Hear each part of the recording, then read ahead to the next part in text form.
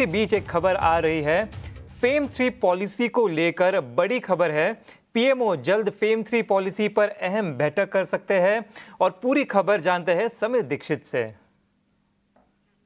समीर जी बताइए। बिल्कुल, सरकार फेम 3 यानी कि इलेक्ट्रिक वाहनों को देश में जो अडॉप्शन की उनकी जो नीति है उसको बढ़ाने के लिए उसके तीसरे चरण पर फिलहाल विचार विमर्श कर रही है। सूत्र ये बता रहे हैं कि इसी हफ्ते यानी कि अगले 10 दिन के भीतर सरकार फेम 3 पर अहम चर्चा करेगी। ये रिव्यू मीटिंग होगी सरकार की तरफ से जो कि प्रधानमंत्री कार्यालय में हो सकती है। रिव्यू मीटिंग के बाद में माना ये जा रहा है कि इसी महीने के अंत तक सरकार फेम 3 तीसरे चरण को मंजूरी दे सकती है। लेकिन दिलचस्प बात यह होगी कि जो तीसरा चरण होगा उसको सरकार किसी नए नाम के साथ में सामने ला सकती है। फेम 1, फेम 2 काफी हद तक सफल रही है, लेकिन तीसरे चरण पे सरकार फिलहाल 11 नामों पर विचार कर रही है किसी नए नाम के साथ लाने के लिए, और इन 11 नामों में से किसी एक नाम पर मुहर लगेगी और एक नए नाम के साथ में फेम 3 स्कीम को सरकार इस महीने के अंत तक मंजूरी दे सकती है। फेम 3 स्कीम की जो बड़ी बातें रहेंगी, जो फोकस पॉइंट रहेगा वो ये रहेगा कि बैटरी स्वैपिंग की जो नीति है, जो सरकार चाहती है कि बैटरी स्वैपिंग के जरिए ईवी एडॉप्शन को और तेज किया जाए। बैटरी स्वैपिंग एक अहम पहलू होगा।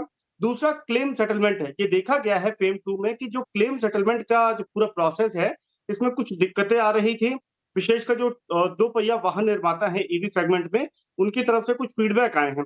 उनको भी शामिल किया जाएगा और स्मूथ क्लेम सेटलमेंट की तरफ सरकार इस पर फोकस बना करके फेम 3 में उसको शामिल करेगी।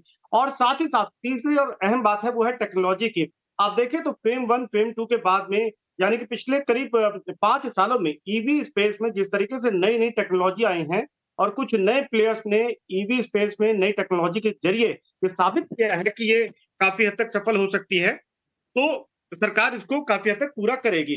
तो फिर ईवी में ये एक अहम डेवलपमेंट है कि सरकार फेम 3 में इसी महीने चर्चा करके इसको मंजूरी नए नाम के साथ में दे सकती है। बिल्कुल, तो ये है पूरी खबर फेम 3 पॉलिसी पर। गौरांग जी, आपसे जानना चाहूँगा, अभी आपने सुना होगा फेम 3 पॉलिसी पर ये खबर बता रहे थे समीर दीक्षित जी। आपकी क्या राय है ऑटो सेक्टर पे? इस पे क्या प्रभाव हो सकता है ऑटो स्टॉक्स पर? देखिए, कुछ सालों से जो नई टेक्नोलॉजी का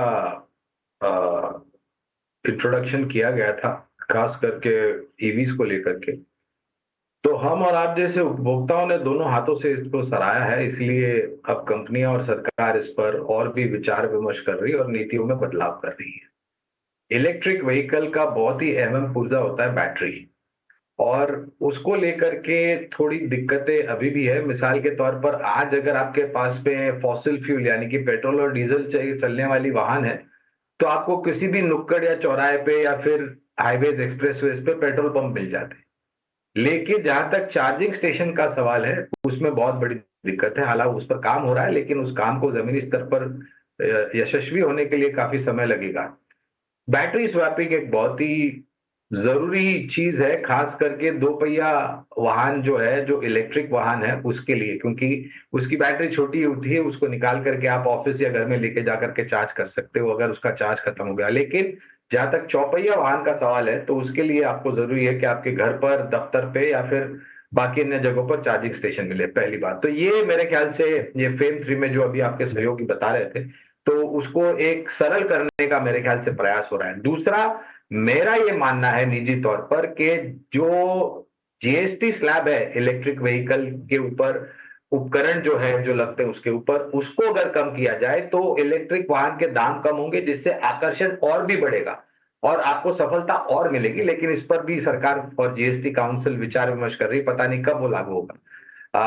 काफी सारे नए वाहन इलेक्ट्रिक कैटेगरी में बाजार में उतर रहे हैं, इंट्रोड्यूस हो रहे हैं, और मेरे ख्याल से ये गति और पकड़ेगा। सिर्फ एक ही चीज है, बैटरी स्वैपिंग, चार्जिंग स्टेशंस, और फाइनली जो बहुत ही जरूरी है वो है इलेक्ट्रिक वाहन के दाम।